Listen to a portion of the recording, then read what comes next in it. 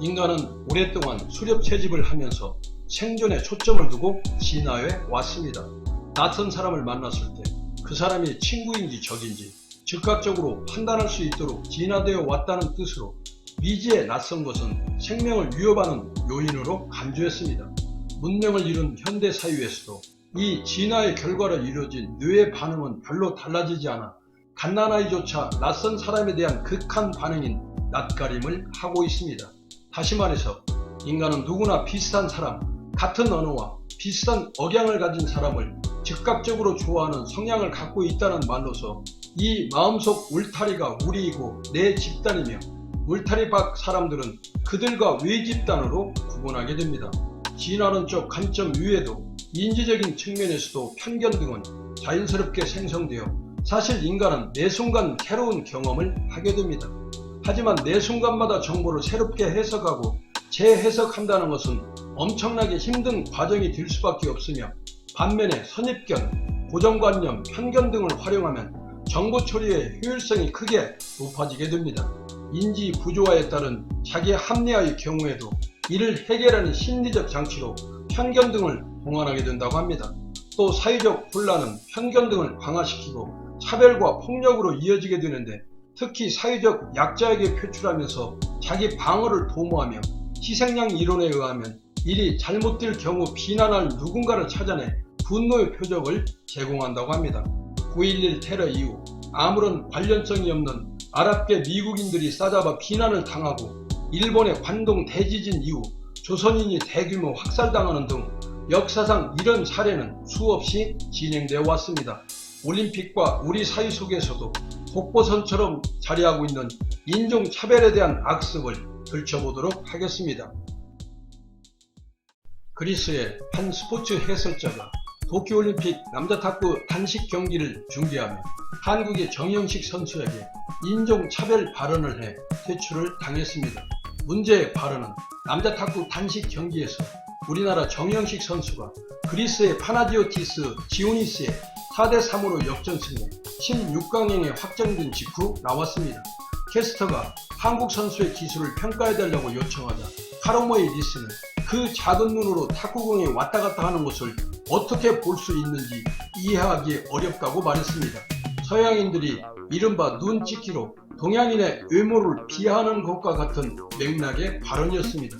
그리스 국영방송사 ERT 텔레비전은 카로메이 리스와의 방송 계약을 종료하는 것으로 인종차별 발언 문제를 마무리했습니다.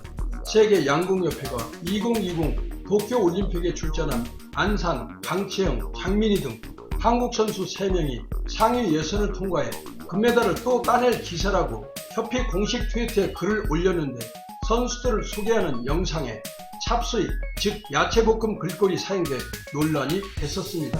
굵고 굵은 획으로 구성된 찹수이 글꼴은 해외에서 중국계 식당 메뉴판 등에 주로 사용되는데 지금까지 사용됐던 전례를 살펴보거나 사용되는 맥락을 미루어 볼 때 인종차별의 의미를 내포하고 있다는 해석이 지배적입니다. 실제로 2012년 미국의 피터 혹스트라 의원은 상원 의원에 출마하면서 중국 여성 캐릭터와 찹수이 글꼴로 웹사이트를 구성해 많은 비판으로 곤욕을 치르기도 했습니다. 알제리와 에리트리아 선수를 낙타 몰이꾼이라고 지칭한 독일 사이클 대표팀 코치 패트릭 모스터를 인종차별 망언을 했다고 조기 귀국시켰고 국제사이클 연맹 역시 차별을 조장하는 것은 규정 위반이라고 모스터 코치의 직무를 정지시켰습니다.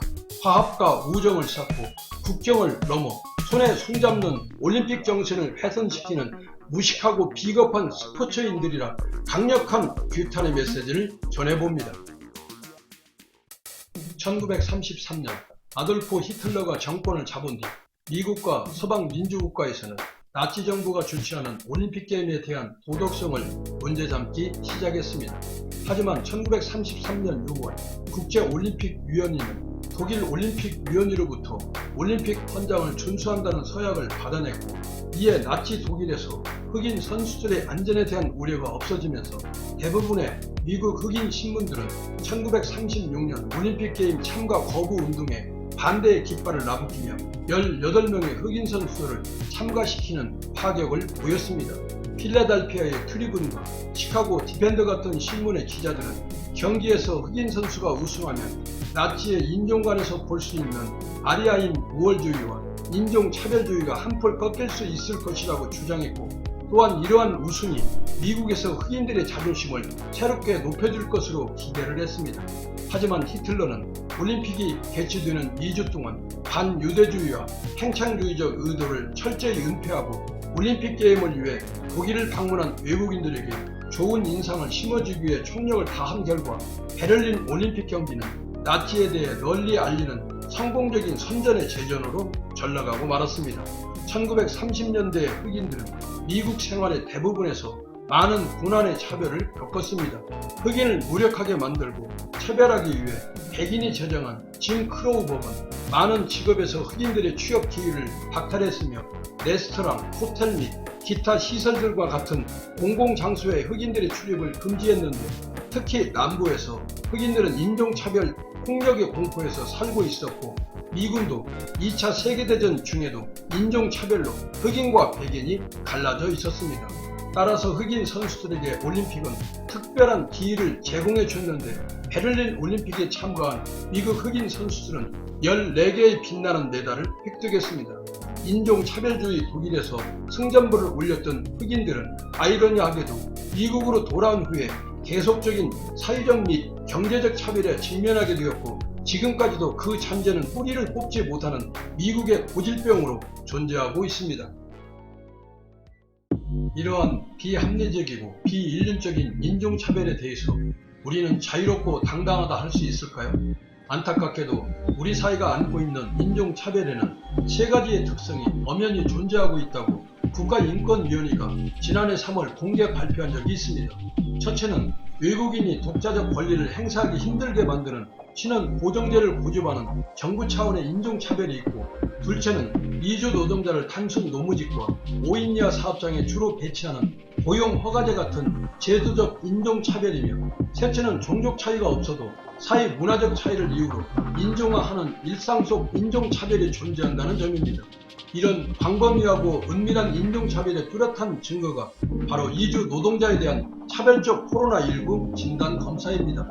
최근 이주 노동자 밀집 사업장에서 확진자가 늘어났더라도 그건 노동자의 잘못보다 코로나 전파에 취약한 사업장 혹은 거주 환경이 더 큰 원인이고, 또한 이주 노동자와 내국인이 뒤섞여 근무하는데도 이주 노동자만 강제 조사하는 것은 유엔 산하 기구인 유엔 무역개발회의에서 대한민국은 선진국 그룹 진출이라 만천하에 고한 국가적 유산과도 맞지 않는 행위라 강변해봅니다. 국내 이주민 비율은 5% 돌파가 눈앞에 이르고 있습니다. 출산율 세계 최저국이란 점을 고려하면 아무리 유명하려 해도 한국은 이미 다문화 사회에 접어들었다고 거부할 수가 없을 것으로 파려듭니다. 우리가 받은 불유쾌한 인종차별을 우리 내부에 전달시키는 어리석음에서 한시라도 빠져나와 세계인 앞에서 자신이 성장한 한국 사회에 대해 당당한 울림을 줄 수 있는 이주 노동자들의 위침이 코스모스 메아리와 함께 아름다운 화음으로 거듭나기를 소망해 봅니다.